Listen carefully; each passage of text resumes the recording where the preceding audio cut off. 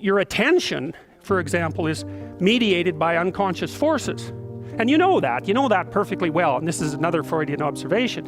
You know, if you're sitting down to study, for example, your conscious intent is to study. But you know perfectly well that all sorts of distraction fantasies are going to enter the theater of your imagination non-stop and annoyingly. And there isn't really a lot you can do about that except maybe wait it out. You know, so you'll be sitting there reading and your attention will flicker away. You'll think about, I don't know, maybe you want to watch Jane the Virgin on Netflix or something like that, or maybe it's time to have a peanut butter sandwich, or you should get the dust bunnies out from underneath the bed, or it's time to go outside and have a cigarette, or maybe it's time for a cup of coffee, or it's like all these subsystems in you that would like something aren't very happy just to sit there while you read this thing that you're actually bored by, and so they pop up and try to take control of your perceptions and your actions non-stop. Maybe you think, well, this is a stupid course anyways, why do I have to read this damn paper, and what am I doing in university, and what's the point of life? It's like you can really get going if you're trying to avoid doing your homework, and then you might think, well, what is it in you that's trying to avoid? Because after all, you took the damn course and you told yourself to sit down. Why don't you listen? Well, because you're a mess. That's basically why. You haven't got control over yourself at all. And no more than I have control over this laptop. Okay, so there's the memory function of the unconscious, and there's the dissolutive function. That's an interesting one.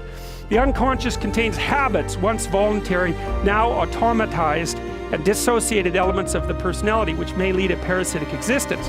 That's an interesting one. I would relate that more to procedural memory. You know, so what you've done is practice certain habits, whatever they might be, let's call them bad habits, and you like those things to get under control, but you can't. So maybe when you're speaking, for example, you use like and you know, and you say a lot. And you've practiced that, so you're really good at it, and you'd like to stop it, but you don't get to, because you've built that little machine right into your being, right? It's neurologically wired, and it's not under conscious control, and anything you practice becomes that. It becomes part of you, and that's another element of the unconscious, a different part. And then there's a creative part, which is that, well, you know, you're sitting around, and maybe you're trying to write something, or maybe you want to produce a piece of art or a piece of music, or maybe you're just laying in bed dreaming and you have all these weird ideas, and especially in dreams, it's like, where do those things come from?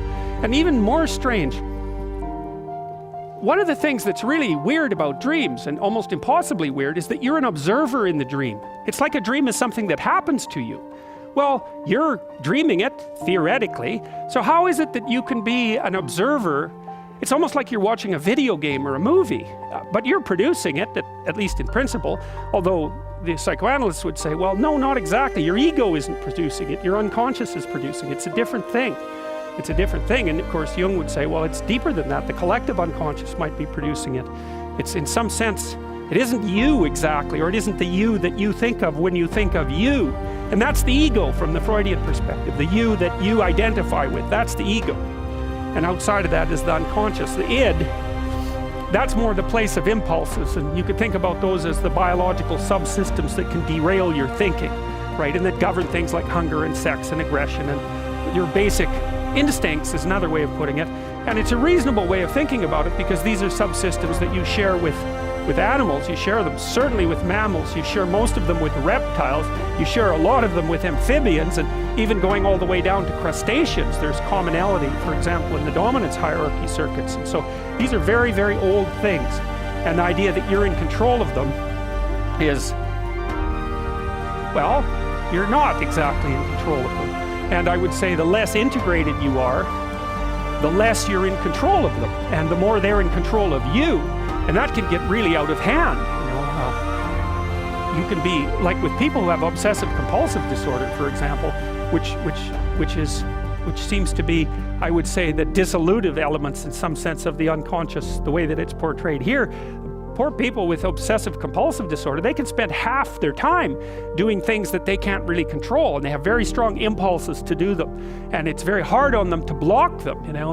They'll almost panic if those things are blocked. And then you have people with Tourette's syndrome, that they'll be doing all sorts of weird dances and spouting off obscenities, and and imitating people without being able to control it, and sometimes a little bit of antipsychotic medication can dampen that down, but it's as if there are these autonomous semi-spirits inside of them that grip control over their behavior and make them do things. And you know, you find that to some degree in your own life, because maybe you've become very attracted to someone, even maybe you don't want to be attracted to the person, and then you find yourself, you know, texting them when you know perfectly well that you should be going to bed, and you know, you're in a grip of something, and you can't control it, and that's all part of the unconscious and all part of what Freud was studying.